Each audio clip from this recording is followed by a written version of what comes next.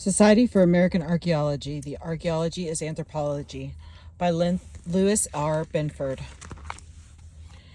Abstract. It is argued that archaeology has made few contributions to the general field of anthropology with regard to explaining cultural similarities and differences. One major factor contributing to this lack of is asserted to be the tendency to treat artifacts as equal and comparable traits, which can be explained within a single model of culture change and modification.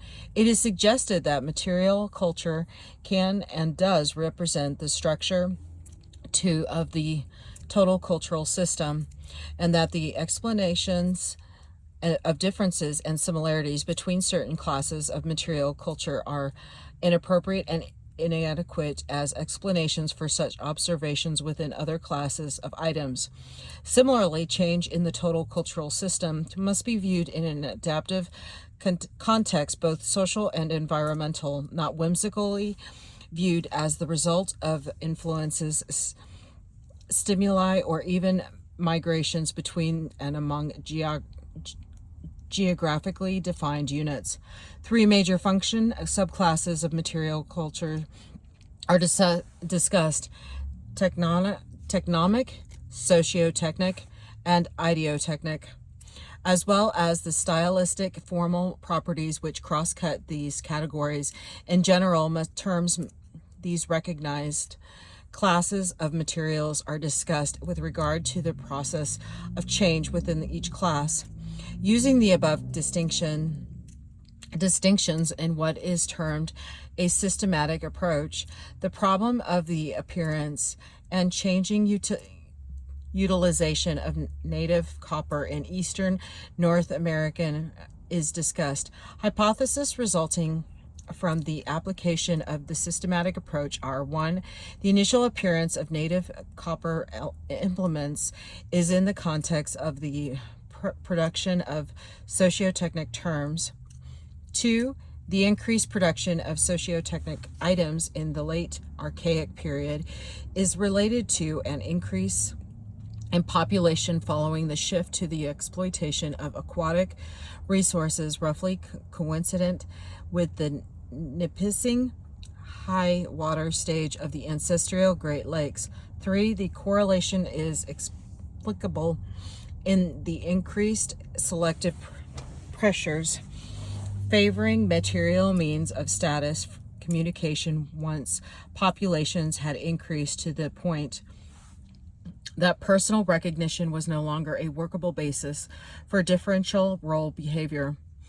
The general shift in later periods from the formally utilitarian items to the manufacture of formally non-utilitarian items of copper is explicable in the postulated shift from the purely egalitarian to increasingly non-egalitarian means of status attainment.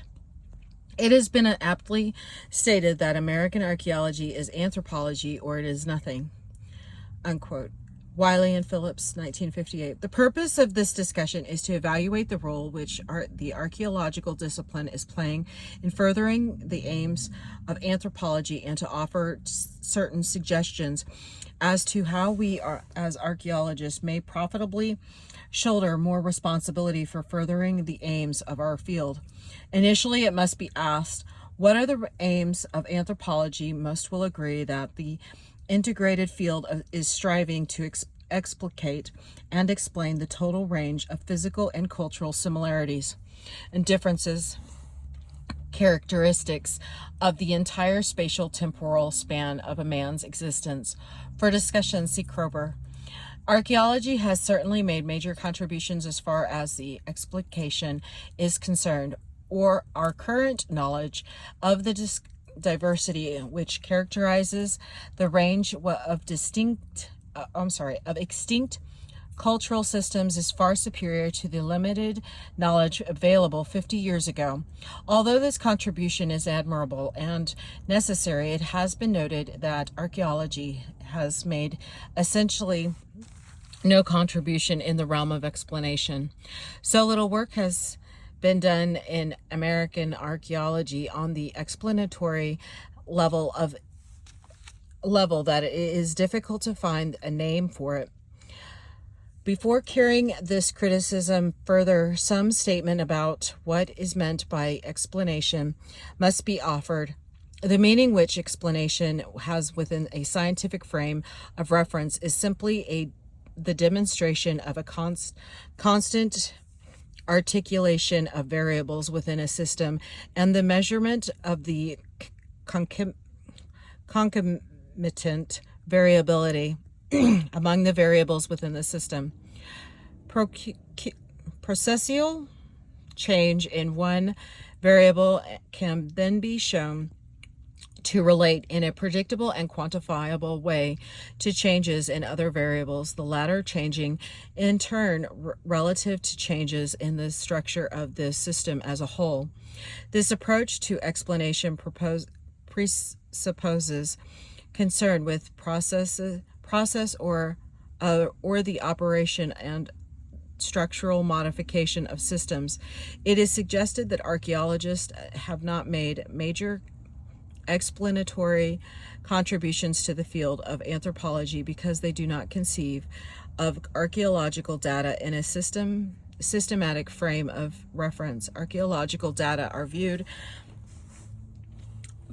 particularistically, and explanation is offered in terms of specific events rather than in terms of process. Archaeologists tactically assume that artifacts, regardless of their function, context, can be treated as equal and comparable traits.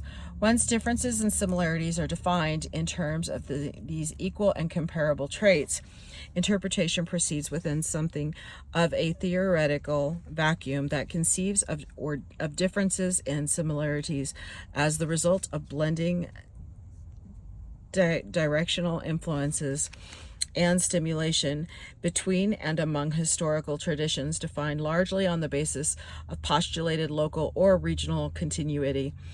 In the human populations, I suggest that this undifferentiated and unstructured view is inadequate, that artifacts having their primary functional context in different operational subsystems of the total cultural system will exhibit differences and similarities differentially in terms of the structure of the cultural system of which they were a part. Further, that the temporal and spatial spans within and between broad functional categories will vary with the structure of the systematic relationships between sociocultural systems. Study of these differential distributions can potentially yield valuable information concerning the nature of social organization within the changing relationships between sociocultural systems. In short, the explanation of differences and similarities between archaeological complexes must be offered in terms of our current knowledge of the structural and functional characteristics of cultural systems. Specific historical explanations, if they can be demonstrated, simply explicate mechanisms of cultural process. They add nothing to the explanation of the process of cultural change and evolution. If migrations can be shown to have taken place, then this explication presents an explanatory problem. What adaptive circumstances, evolutionary processes induced the migration? We must seek the explanation in systematic terms for classes of historical events such as migrations, establishment of contact between areas previously isolated, etc. Only then will we make major contributions in the area of explanation and provide a basis for further advancement of anthropological theory. As an exercise in explication of the methodological questions raised here, I will present a general discussion of a particular systematic approach in the evaluation of archaeological assemblages, and utilize these distinctions in an attempt explanation of a particular set of archaeological observations. Culture is viewed as the extra-somatic means of adaptation for the human organism. I am concerned with all all those subsystems within the broader cultural system, which are extrasomatic or not dependent upon biological process for modification or structural definition. This is not to say that the form and process cannot be viewed as rooted in biological process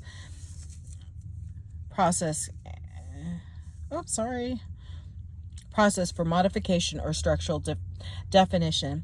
This is not to say that the form and process cannot be viewed as rooted in biological process, only that the diversity and processes of diversification are not explicable in terms of biological process, and which function to adapt the human organism conceived generically to its total environment, both physical and social. Within this framework, it is consistent to view technology, those tools and social relationships which articulate the organism with the physical environment, as closely related to the nature of the environment.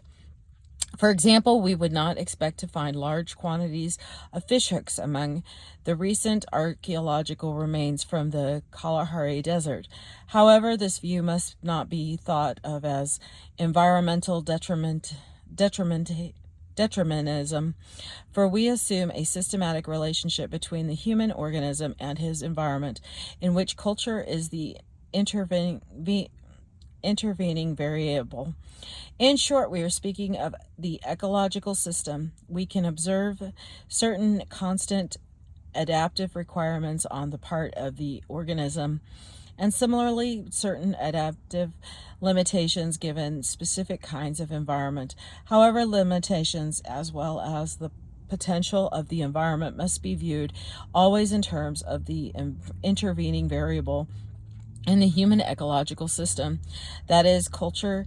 With such an approach, we should not be surprised to note similarities in technology among groups of similar levels of social complexity inhabiting the boreal forest or any other broad environmental zone. The comparative study of cultural systems with variable technologies in a similar environmental range or similar technologies in differing environments is a major methodology of what Stewart has called cultural ecology, and certainly is a valuable means of increasing our understanding of cultural processes. Such a methodology is also useful in elucidating the structural relationships between major cultural subsystems, such as the social and ideological subsystems. Prior to the initiation of such studies by archaeologists, we must be able to distinguish those relevant artifactual elements within the total artifact assemblage which have the preliminary or primary functional context in the social, technological, and ideological subsystems of the total cultural system. We should not equate material culture with technology. Similarly, we should not seek explanations for observed differences and similarities in material culture within a single interpretive frame of reference.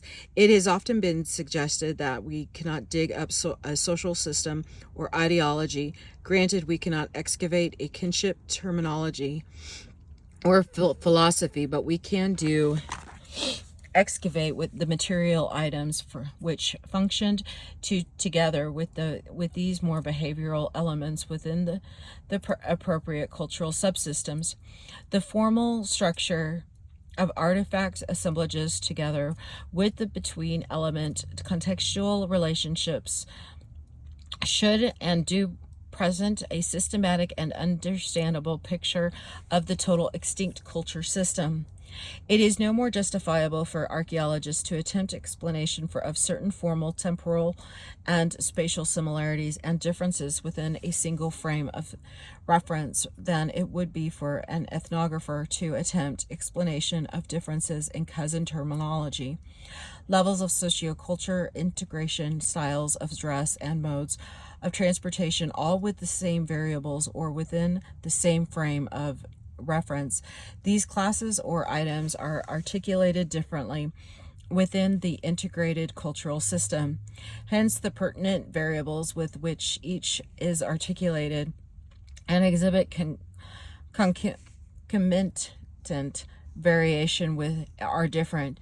This fact obviates the single explanatory frame of reference. The processes of change pertinent to each are different because of the different ways in which they function in contributing to the total adaptive system. Consistent with this line of reasoning is the assertion that we archaeologists must face the problem of identifying tectonic artifacts from other artifactual forms. Tectonic signifies those artifacts having their primary functional context in coping directly with the physical environment.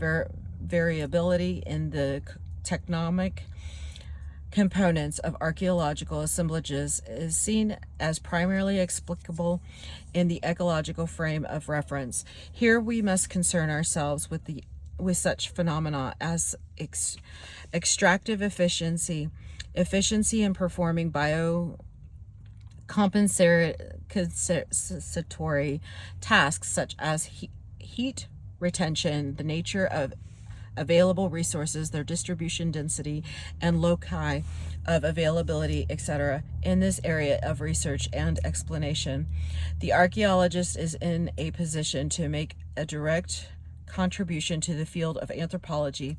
We can directly correlate tectonic items with environmental variables, since we can know the distribution of fossil flora and fauna from independent data giving us the nature of extinct environments. Another major class of artifacts which the archaeologists recover from can be termed socio-tectonic. These artifacts were the material elements having their primary functional context in the social subsystems of the total cultural system. This subsystem functions as the extrasomatic means of articulation in individuals, one with another, into cohesive groups capable of efficiently maintaining themselves and of manipulating the technology. Artifacts such as a king's crown, a warrior's acoustic, copper from that northwest coast, etc., fall into this category.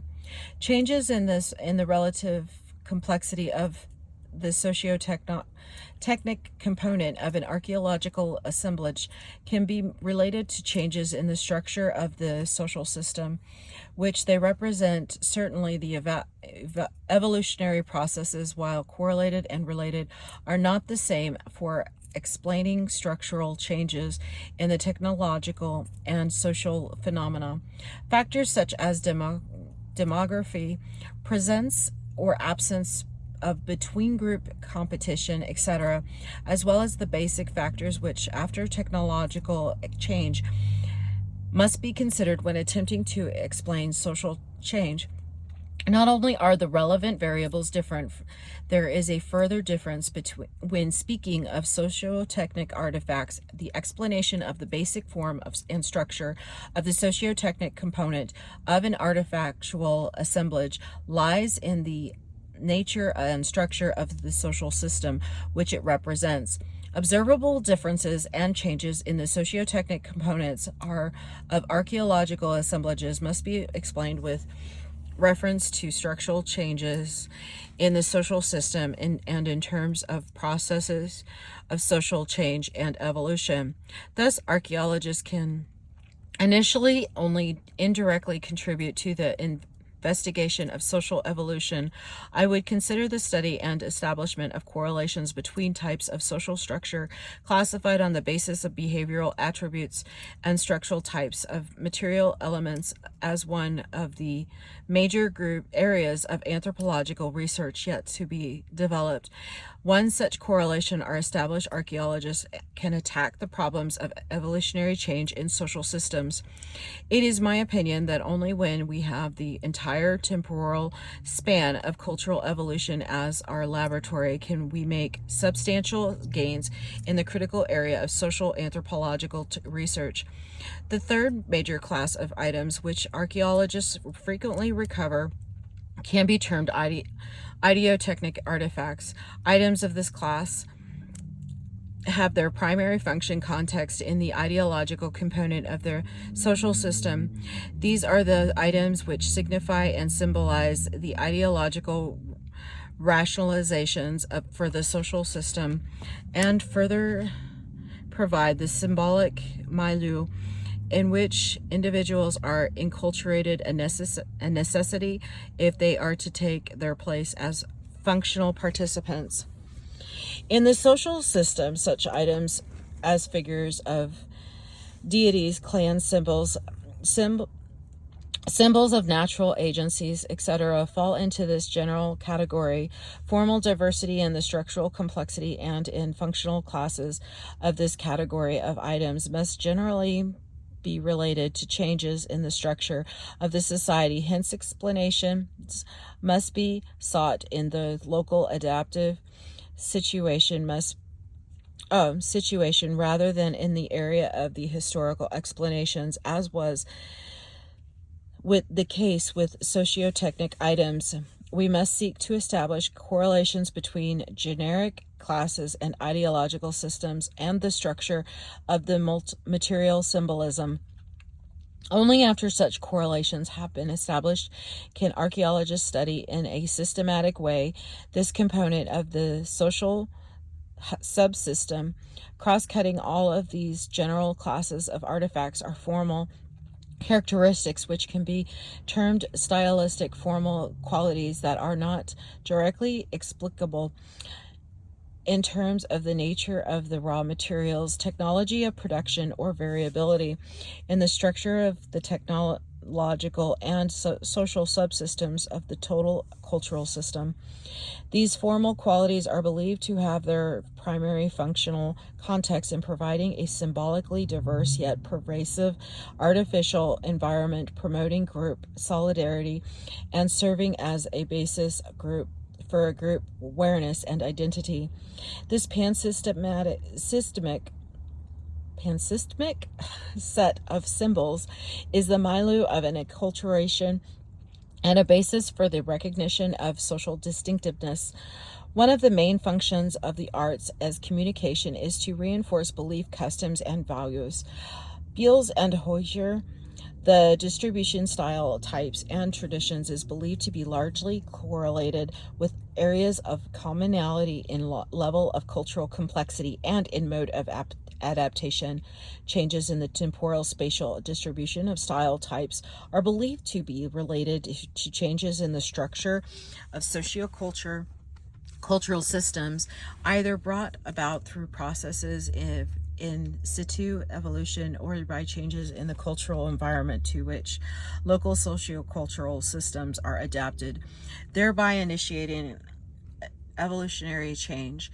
It is believed that stylistic attributes are most fruitfully studied when questions of ethnic origin, migration, and interaction between groups is the subject of explication.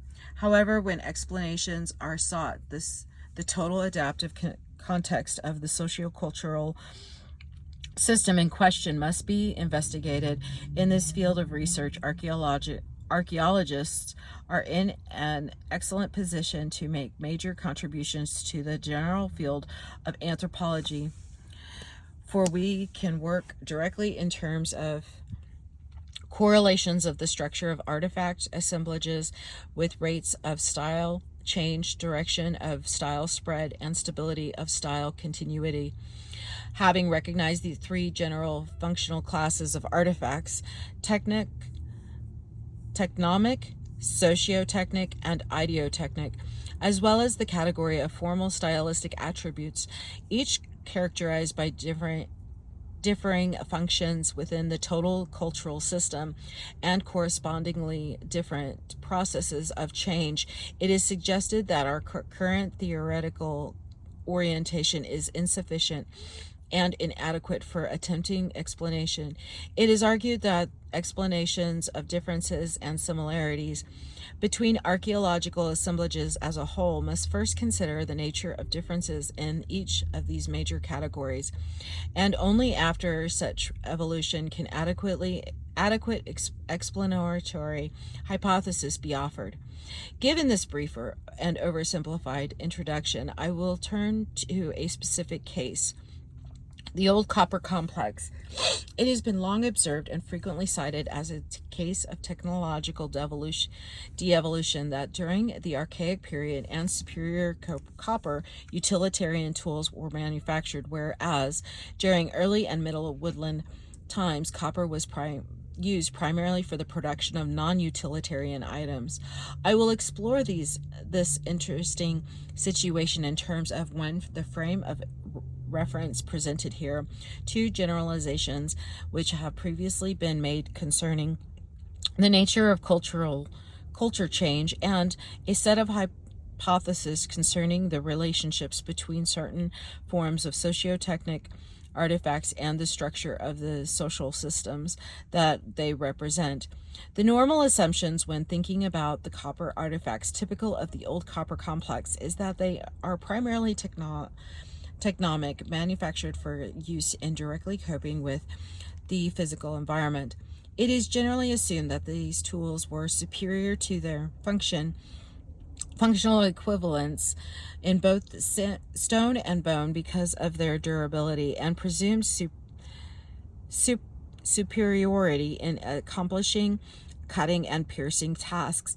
It is a common generalization that within the realm of technology, more efficient forms tend to replace less efficient forms. The old copper case seems to be an exception. Absolute efficiency in performance is only one side of the coin when viewed in an adaptive context. Adaptive efficiency must also be viewed in terms of economy, that is, energy expenditure versus energy conservation. For one tool to be adaptively more efficient than another, there must be either a lowering of energy expenditure per unit of energy of conservation in task performance, or an increase in energy conservation per unit of performance over a constant energy expenditure in tool production. Viewed this way, we may question the position that copper tools were technologically more efficient. The production of copper tools utilizing the techniques employed in the manufacture of old copper specimens certainly require tremendous expenditures of both time and labor. The sources of copper are not in the areas of most dense old copper implements, hence travel to those sources, or at least the establishment of the logistics networks based on ken ties extending over large areas, was a prerequisite for the procurement of raw material extraction of the copper using the primitive mining techniques exemplified by the Aboriginal mining pits on Isle Royale and the Keweenaw Peninsula. Homes required further expenditure of time and labor. Raw materials for the production of the functional equivalents of the copper tools was normally available locally, or at least available at some point within the bounds of the normal exploitive cycle. Extraction was essentially a gathering process requiring no specialized techniques and could be accomplished incidental to the performance of other tasks. Certainly in terms of expenditures of time and energy as regards the distribution of sources of raw materials and techniques of extraction, copper required a tremendous expenditure as opposed to raw materials of stone and bone. The processing phase of tool production appears to present an equally puzzling ratio with regard to expenditure of energy. The processing of copper into a finished artifact normally requires the separation of crystalline impurities from the copper. Following this processing phase, normal procedure seems to have been to pound and partially flatten bits of copper. which were then pounded together to build an artifact. Once the essential shape had been achieved, further hammering, grinding, and polishing were required. I suggest that this process is more time-consuming than shaping and finishing an artifact by chipping flint, or even the pecking and grinding technique employed in the production of ground stone tools. It follows that there was a much greater expenditure of time and energy in the production of copper tools than in the production of their functional equivalents in either bone or stone. Turning now to the problem of energy conservation in task performance, we may ask what differentials existed. It seems fairly certain that copper was probably more durable and could have been utilized for a longer period of time. As far as what differentials existed between copper and stone as regards cutting and piercing functions, only experiments can determine. Considering all of the evidence, the quality of durability appears to have been the only possible realm which could compensate for the differentials in expenditure of energy between stone and bone, as opposed to copper in the area of procurement and processing of the raw material. What evidence exists that would suggest that durability was in fact the compensatory quality which made copper tools technology more efficient?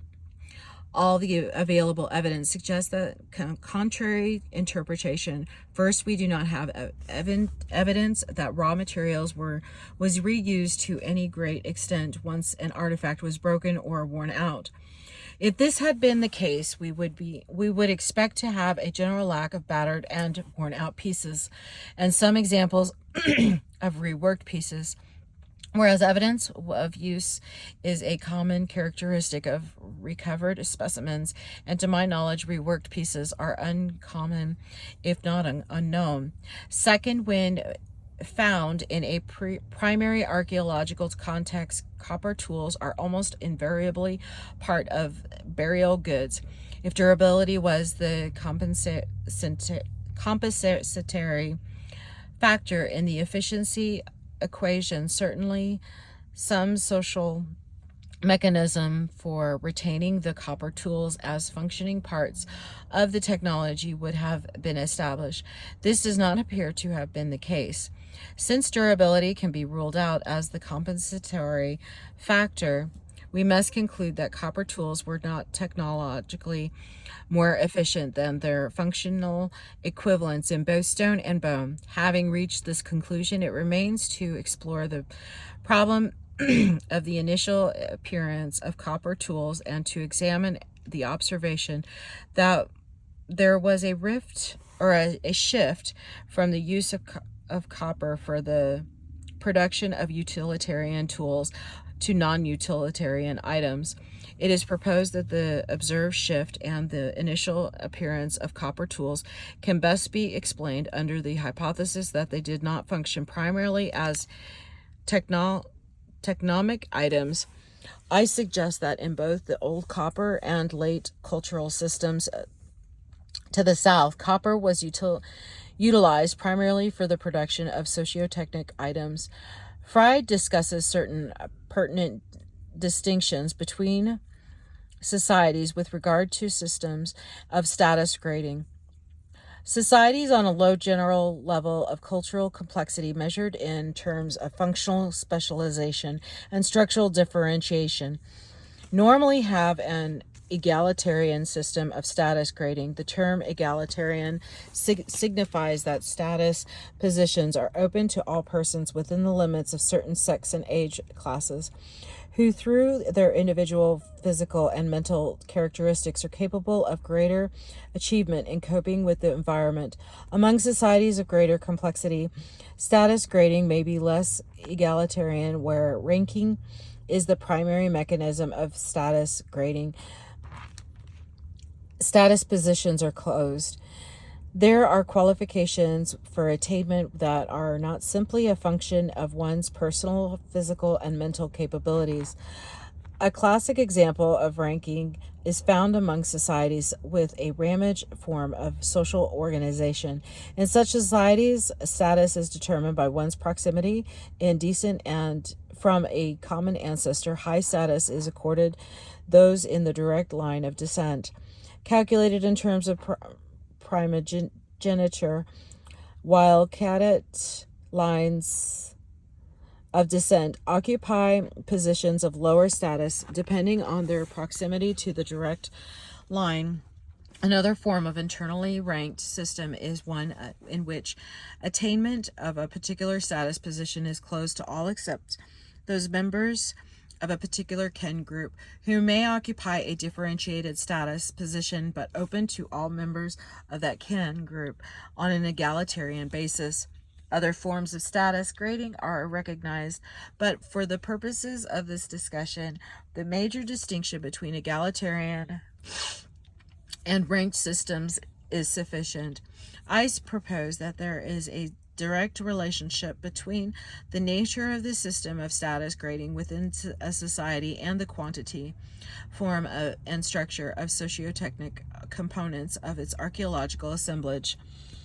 It is proposed that among egalitarian societies, status symbols are symbolic of the technological activities for which outstanding performance is rewarded by increased status.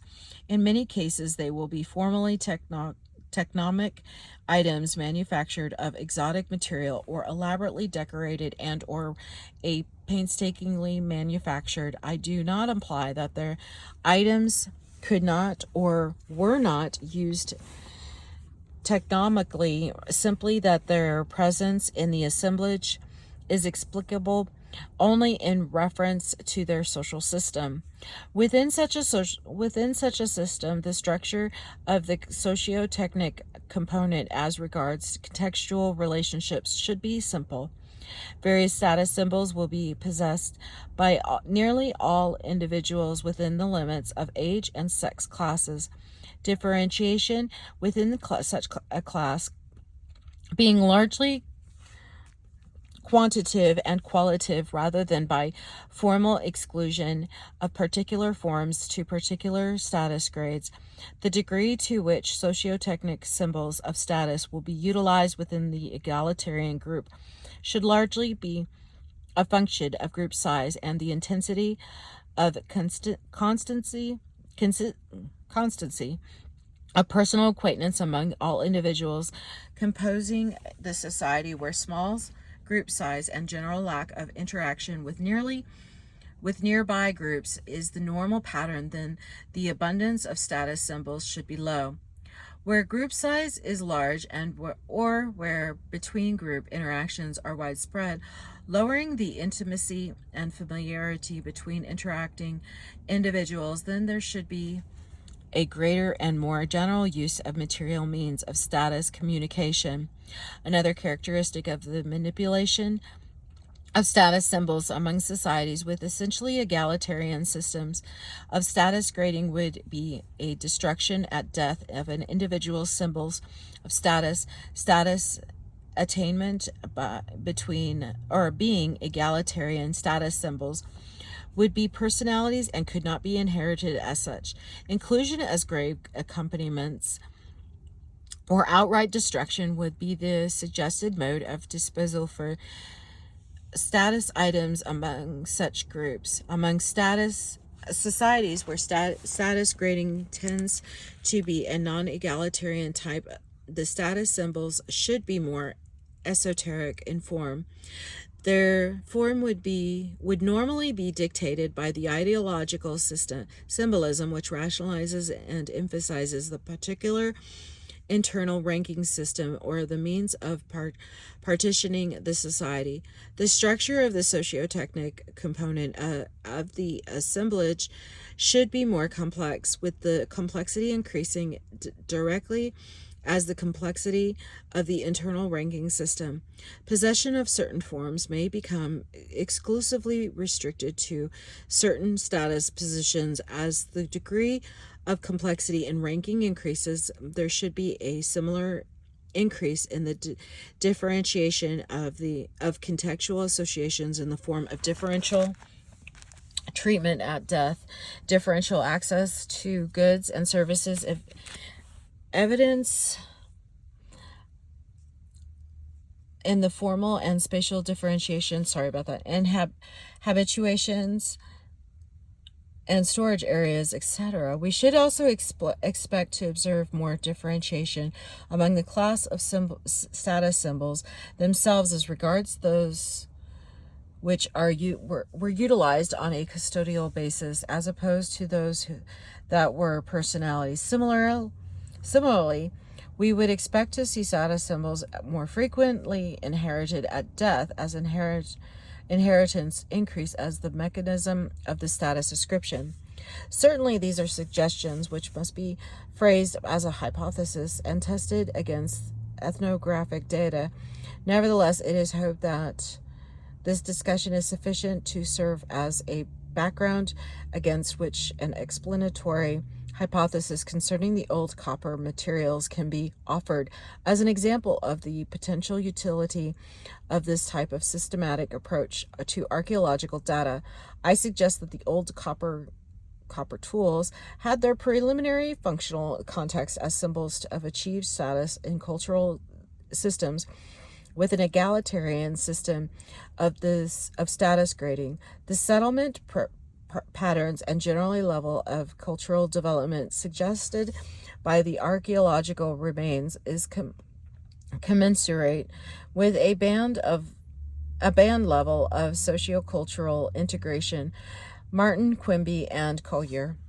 That level within which egalitarian systems of status grading are dominant. The technomic form apparent lack of technomic efficiency, relative scarcity, and frequent occurrence in burials of copper artifacts, it all suggests that their preliminary function was as socio-technic items. Having reached this conclusion, we are then in a position to ask in a systemic terms questions concerning their periods of appearance, disappearance, and the shift to non-utilitarian forms of copper items among later prehistoric sociocultural systems of eastern North America. I propose that the initial appearance of formally utilitarian copper tools in the Great Lakes region is explicable in terms of a major population expansion in the region following the nipissing stage of the ancestral Great Lakes. The increase in population density was the result of increases in gross productivity following the unexploitive shift to aquatic resources during the nipissing stage. The increased populations are generally demonstrable in terms of the increased number of archaeological sites ascribable to the post-nipissing period. The shift of aquatic resources is demonstrable in the initial appearance of quantities of fish remains in the sites of this period and in the sites of election for occupation adjacent to prominent loci of availability for exploiting aquatic resources. It is proposed that with the increasing population density, the selective pressures fostering the symbolic communication of status as opposed to the dependence on personal recognition as the basis for differential role behavior were sufficient to result in the initial appearance of a new class of sociotechnic items, formally technomic status symbols. The failure to perpetuate the practice of the manufacture of copper tools on any extensive basis in the Great Lakes region should be explicable in terms of the changing structure of the social systems, and that with the area during woodland times, the exact type of social structure characteristic of early woodland period is at present poorly understood. I would suggest that there was a major structural change between the late archaic and early woodland periods, probably in the direction of a simple clan and moiety basis for social integration, with the corresponding shift in the systems of status grading and the obsolescence of the older material means of status communication. Sorry about that. The presence of copper tools of essentially non-utilitarian form within such complexes as Edina, Hopewell, and Mississippian are most certainly explicable in terms of their socio-technic functions within much more complex social systems. Within the latter societies, status grading was not purely an egalitarian basis, and the non-utilitarian copper forms of status symbols would be formally commensurate with the ideological rationalizations for the various ascriptive status systems. The explanatory theory has the advantage of explaining 1. The period of appearance of copper and probably other exotic materials in the late Archaic period. 2. Form the copper items. 3. The frequently noted contextual relations, for example, placement in burials. 4. The disappearance, which would be an enigma if they functioned primarily as technomic items. And 5. The use of copper for the almost exclusive production of non-utilitarian items in later and certainly more complex cultures of the eastern United States. This explanatory theory is advanced on the basis of currently available information, and regardless of whether or not it can stand as the correct explanation of the old copper problem. When more data are available, I suggest that only within a systematic frame of reference could such an inclusive explanation be offered. Here lies the advantage of the systematic approach. Archaeology must accept a greater responsibility in the further adherence of the aims of anthropology until the tremendous quantities of data which the archaeologist controls are used in the solution of problems dealing with cultural evolution or systematic change. We are not only failing to contribute to the furtherance of the aims of anthropology, but retarding the accomplishment of these aims. We as archaeologists have available a wide range of variability and a large sample of cultural systems. Ethnographers are restricted to the small and formally limited extent cultural systems. Archaeologists should be among the best qualified to study and directly test hypotheses concerning the processes of evolutionary change, particularly processes of change that are relatively slow, or hypotheses that postulate temporal processual priorities as regards total cultural systems. The lack of theoretical concern and rather naive attempts at explanation which archaeologists currently advance must be modified. I've suggested certain ways that could be a beginning in this necessary transition to a systematic view of culture, and have set forth a specific argument which hopefully demonstrates the utility of such an approach. The explanatory potential which even this limited and highly specific interpretive approach holds should be clear when problems such as the spread of an early woodland burial cult in the northeast, the appearance of the buzzard cult in the southeast, or the Hopewell decline are recalled. It is my opinion that until we as archaeologists begin thinking of our data in terms of total cultural systems, many such prehistoric enigmas will remain unexplained. As archaeologists with the entire span of culture history as our laboratory, we cannot afford to keep our theoretical heads buried in the sand. We must shoulder our full share of responsibility within anthropology. Such a change could go far in advancing the field of archaeology specifically, and would certainly advance the general field of anthropology. Here is, it looks like the sources, and this is the end of the excerpt. I hope you can read that, guys. I'm sorry I'm having to do this in the dark. Thank you.